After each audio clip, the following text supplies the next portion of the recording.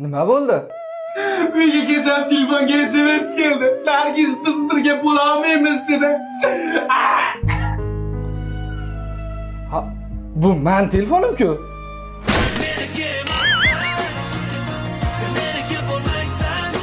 Nima qilyapsan bu yerda baring?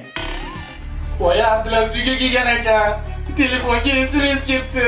Men Nargiz bilan birga bo'la olmaymiz debdi. U telefon meniki edi. Nargiz meni qizim-ku.